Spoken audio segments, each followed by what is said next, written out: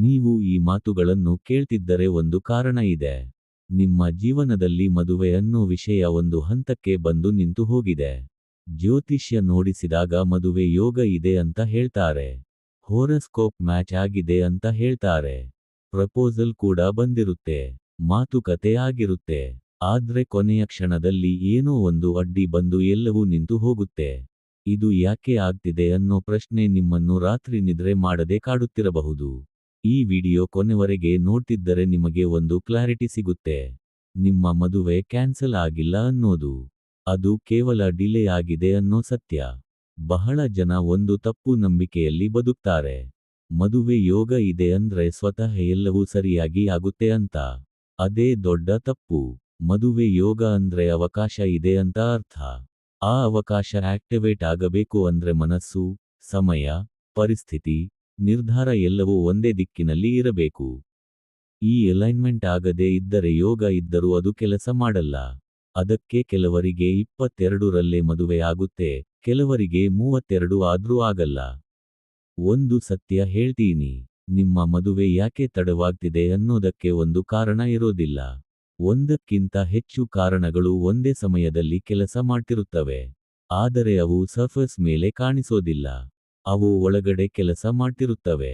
ನೀವು ಹೊರಗೆ ನೋಡಿದ್ರೆ ಪ್ರಪೋಸಲ್ ರಿಜೆಕ್ಟ್ ಆಯ್ತು ಅಂತ ಕಾಣಿಸಬಹುದು.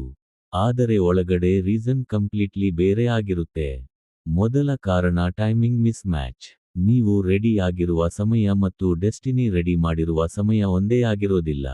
ನೀವು ಎಮೋಷನಲಿ ರೆಡಿ ಆಗಿದ್ದಾಗ ಪಾರ್ಟ್ನರ್ ಸೈಡ್ ರೆಡಿ ಇರಲ್ಲ. ಪಾರ್ಟ್ನರ್ ರೆಡಿ ಇದ್ದಾಗ ನೀವು ಕರಿಯರ್ ಅಥವಾ ಫಿಯರ್ನಲ್ಲಿ ಇರ್ತೀರಾ. ಈ ಮಿಸ್ ಮ್ಯಾಚ್ನಿಂದ ಪ್ರಪೋಸಲ್ ಸ್ಟಕ್ ಆಗುತ್ತೆ. ಇದನ್ನು ನೀವು ಕಂಟ್ರೋಲ್ ಮಾಡಲಾರಿರಿ. ಆದರೆ ಇದನ್ನು ಎಕ್ಸೆಪ್ಟ್ ಮಾಡದಿದ್ದರೆ ಫ್ರಸ್ಟ್ರೇಷನ್ ಹೆಚ್ಚಾಗುತ್ತೆ. ಎರಡನೇ ದೊಡ್ಡ ಕಾರಣ ಪಾಸ್ಟ್ ಎಮೋಷನಲ್ ಬ್ಯಾಗೇಜ್. ಹಿಂದಿನ ರಿಲೇಶನ್ಶಿಪ್ ಇರಬಹುದು. ಒಮ್ಮೆ ರಿಜೆಕ್ಟ್ ಆಗಿರಬಹುದು. ಒಮ್ಮೆ ಇನ್ಸಲ್ಟ್ ಆಗಿರಬಹುದು. ಈ ಪೇನ್ ನೀವು ಮರೆತಿದ್ರೂ ಸಬ್ಕಾನ್ಷಿಯಸ್ ಮರೆತಿರೋದಿಲ್ಲ. ಹೊಸ ಪ್ರಪೋಸಲ್ ಬಂದಾಗ ಮನಸ್ಸು ಓಪನ್ ಆಗೋ ಬದಲು ಅಲರ್ಟ್ ಮೋಡ್ಗೆ ಹೋಗುತ್ತೆ. ಔಟ್ವರ್ಡ್ಲಿ ನೀವು ನಾರ್ಮಲ್ ಆಗಿರಬಹುದು. ಆದರೆ ಒಳಗಡೆ ಟ್ರಸ್ಟ್ ಬ್ರೇಕ್ ಆಗಿರುತ್ತೆ. ಅದಕ್ಕೆ ಸಣ್ಣ ಮಾತಿಗೂ ಡೌಟ್ ಬರುತ್ತೆ. ಸಣ್ಣ ಡಿಲೇಕ್ಕೂ ನೆಗೆಟಿವ್ ಕನ್ಕ್ಲೂಷನ್ಗೆ ಬರ್ತೀರಾ. ಇದು ಅನ್ನೋಯಿಂಗ್ಲಿ ಮ್ಯಾರೇಜ್ ಡಿಲೇ ಮಾಡುತ್ತೆ.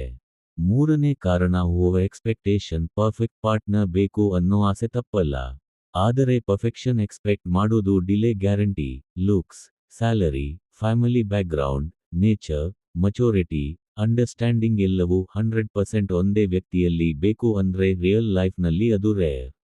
ನೀವು ರಿಜೆಕ್ಟ್ ಮಾಡ್ತಿರೋ ಪ್ರಪೋಸಲ್ಸ್ ಬ್ಯಾಡ್ ಅಲ್ಲ, ಬಟ್ ಅನ್ರಿಯಲಿಸ್ಟಿಕ್ ಫಿಲ್ಟರ್ನಿಂದ ರಿಜೆಕ್ಟ್ ಆಗ್ತಿರುತ್ತವೆ. ನಾಲ್ಕನೇ ಕಾರಣ ಫ್ಯಾಮಿಲಿ ಕರ್ಮ. ಇದು ಬಹಳ ಜನ ಎಕ್ಸೆಪ್ಟ್ ಮಾಡಲ್ಲ. ಆದರೆ ಇದು ಟ್ರೂತ್. ನಿಮ್ಮ ಮನೆತನದಲ್ಲಿ ಹಿಂದಿನ ಕಾಲದಲ್ಲಿ ಯಾರಾದ್ರೂ ಮದುವೆ ವಿಷಯದಲ್ಲಿ ಅನ್ಯಾಯ ಆಗಿರಬಹುದು, ಪ್ರಾಮಿಸ್ ಬ್ರೇಕ್ ಆಗಿರಬಹುದು. ಹೆಣ್ಣು ಮಗುವಿನ ಕಣ್ಣೀರು ಇನ್ವಾಲ್ವ್ಮೆಂಟ್ ಇರಬಹುದು. ಅದರ ಅಫೆಕ್ಟ್ ಜನರೇಷನ್ ಟು ಜನರೇಷನ್ ಸಾಗುತ್ತೆ. ಇದಕ್ಕೆ ನಿಮ್ಮ ತಪ್ಪು ಇರೋದಿಲ್ಲ.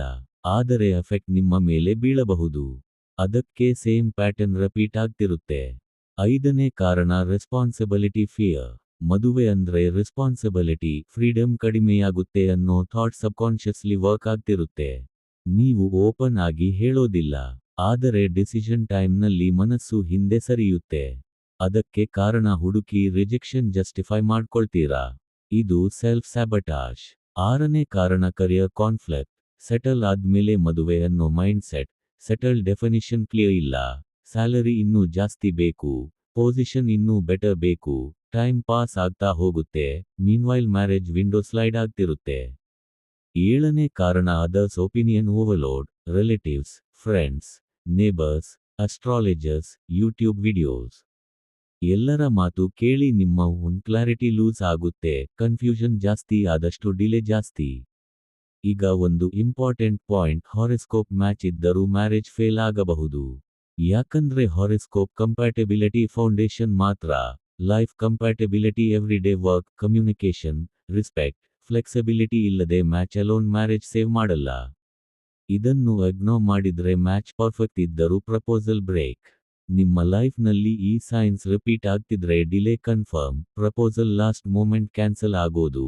ಎಂಗೇಜ್ಮೆಂಟ್ ಮಾತು ಬಂದಾಗ sudden issue. Same type of people repeatedly ಬರೋದು. ವೆಡ್ಡಿಂಗ್ ಡೇಟ್ ಫಿಕ್ಸ್ ಆಗೋ ಹೊತ್ತಿಗೆ ಆಬ್ಸ್ಟಿಕಲ್, ಮ್ಯಾರೇಜ್ ಡ್ರೀಮ್ ಬಂದಾಗ ಫಿಯರ್ ಫೀಲಿಂಗ್. ಇವು ಕೋಇನ್ಸಿಡೆನ್ಸ್ ಅಲ್ಲ, ಪ್ಯಾಟರ್ನ್. ಈ ಡಿಲೇ ಬ್ರೇಕ್ ಆಗ್ಬೇಕಂದ್ರೆ ಮೊದಲು ಕ್ಲಾರಿಟಿ ಬೇಕು. ನಿಮಗೆ ಪಾರ್ಟ್ನರ್ ಬೇಕಾ ಅಥವಾ ಫ್ಯಾಂಟಸಿ ಬೇಕಾ? ಎರಡನ್ನೂ ಕನ್ಫ್ಯೂಸ್ ಮಾಡಬೇಡಿ.